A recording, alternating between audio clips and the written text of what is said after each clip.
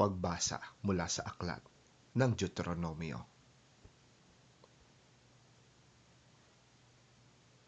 Ipagtanong ninyo kahit saan at kahit kanino kung may naganap ng tulad nito. May nasaksihan o nabalitaan na ba kayong gaya nito mula ng likhain ng Diyos ang daigdig? Maliban sa inyo, mayroon pa bang ibang sambayanan na nakarinig sa tinig ng isang Diyos mula sa haliging apoy at nanatiling buhay?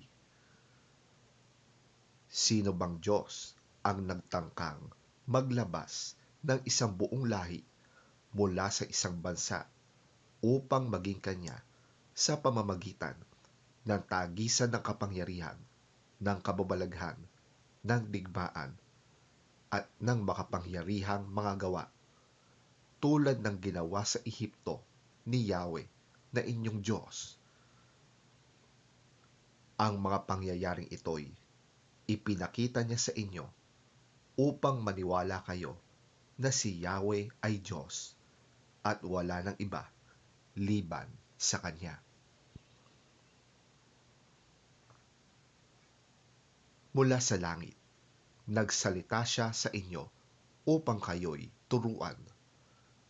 At dito sa lupa, nagsalita siya mula sa apoy.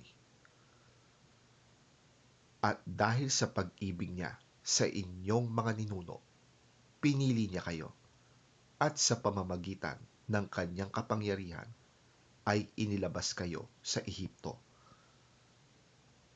Pinuksa niya ang mga bansang mas malaki at mas makapangyarihan kaysa inyo upang makapanirahan kayo sa lupaing ibinigay niya sa inyo ngayon. Dahil dito, tandaan ninyo at huwag kalilimutan na sa langit at sa lupa'y walang ibang Diyos liban kay Yahweh. Kaya nga, dapat ninyo sundin ang kanyang mga utos at tuntuning sinasabi ko sa inyo ngayon. Sa ganoon, pagpapalain kayo at ang lahing susunod sa inyo.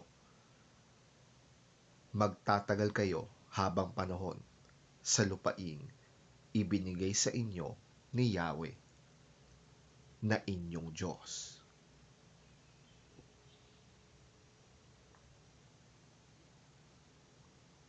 Ang salita ng Diyos. Salamat sa Diyos.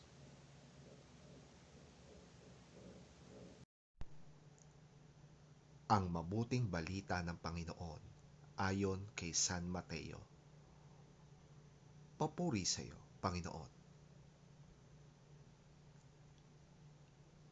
Sinabi ni Jesus sa kanyang mga alagad, ang sino mang nagnanais sumunod sa akin ay kinakailangang itakwil niya ang kanyang sarili, pasanin ang kanyang krus, at sumunod sa akin.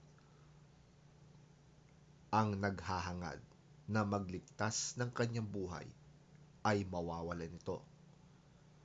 Ngunit ang mawalan ng kanyang buhay alang-alang sa akin ay magkakamit nito. Sapagkat ano ba ang mapapala ng isang tao makamtan man niya ang buong daigdig, ngunit mapapahamak naman ang kanyang sarili? Ano ba ang maibabayad ng isang tao para mabawi niya ang kanyang buhay? Sapagkat darating ang anak ng tao na kasama ang kanyang mga anghel at taglay ang dakilang kapangyarihan ng kanyang Ama. Sa panahong iyo'y gagantimpalaan niya ang bawat tao ayon sa ginawa nito.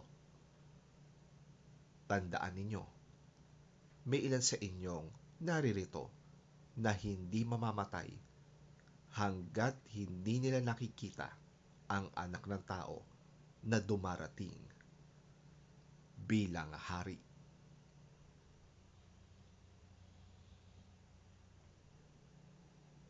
Ang mabuting balita ng ating Panginoon. Pinupuri ka namin, Panginoong Hesukristo.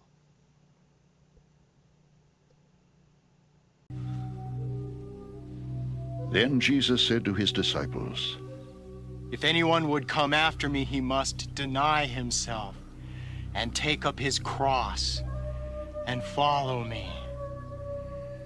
For whoever wants to save his life will lose it. But whoever loses his life for me will find it.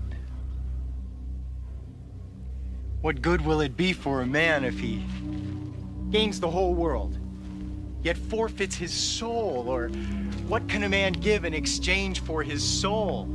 For the Son of Man is going to come in his Father's glory with his angels, and then he will reward each person according to what he has done.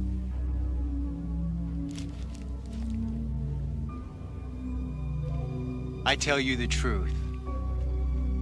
Some who are standing here will not taste death before they see the Son of Man coming in his kingdom.